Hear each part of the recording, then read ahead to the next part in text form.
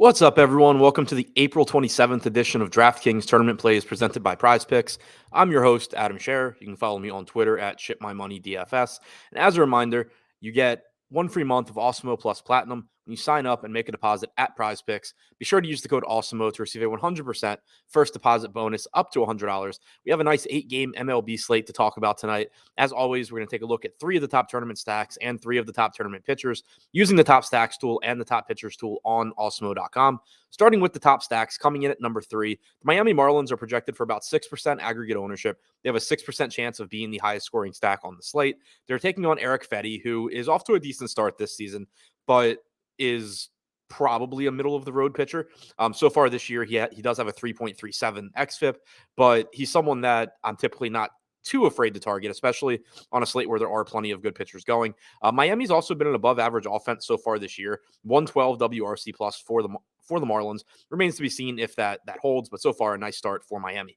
Number 2, the Houston Astros, projected for 10% aggregate ownership with a 10% chance of being the top scoring stack. They're facing Glenn Otto and the Texas Rangers. Otto's another pitcher kind of like Fetty, where he's been good, but it's also a small sample size. We don't have any sort of large data set on Glenn Otto yet, even going back to last year. He was part of the Joey Gallo trade acquired from the Yankees. He's been up and down between AAA and the majors since. So far this year, he does have a 2.72 xFIP. He has good strikeout numbers going back to last year and this year as well. But Houston, we know, is a solid offense as well.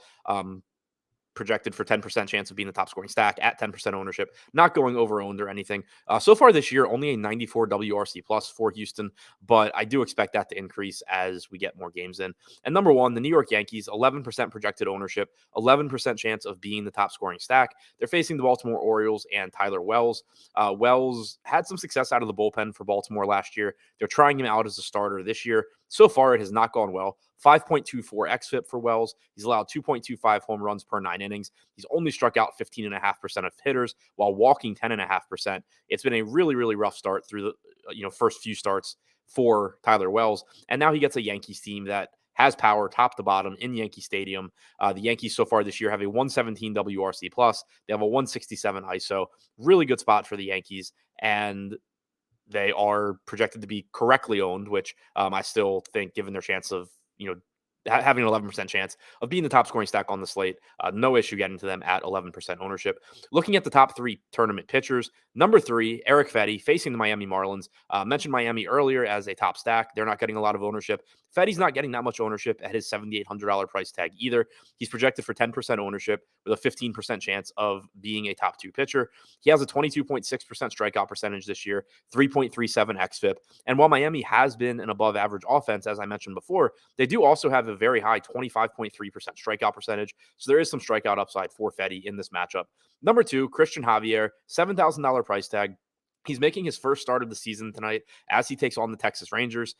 He has a 15% chance of being a top 2 scoring pitcher. He's only projected for 5% ownership. I don't expect Javier to go too deep into this game. He's been used in long relief so far this season, typically throwing 50 to 55 pitches. I think if you get 75 pitches or so from Javier, that's a pretty good result. But he does have very good strikeout stuff. In 9 starts last season, he struck out 29.9% of hitters, 4.3 xFIPs, a little bit higher than you would like, but certainly good strikeout stuff. And then so far in his relief appearances this year, again, pitching a couple or a few innings, he has struck out 38.7% of hitters and has a 2.37 xFIP. So there is plenty of strikeout upside for him. Granted, it's not a very good strikeout matchup against Texas. They've only struck out 19.8% of the time this year, but they do also only have a 91 WRC plus.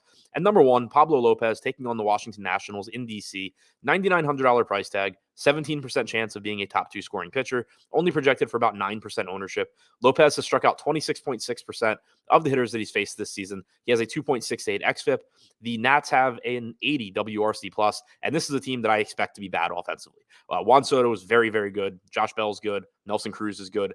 Other than that, this is a pretty weak lineup from Washington. I expect that to be the case all season long. I expect them to struggle. So it looks like a very good spot to get the Pablo Lopez. So to recap, the top 3 tournament stacks on DraftKings: number 3, the Miami Marlins; number 2, the Houston Astros; number 1, the New York Yankees. And the top 3 tournament pitchers: number 3, Eric Fetty; number 2, Christian Javier; and number 1, Pablo Lopez.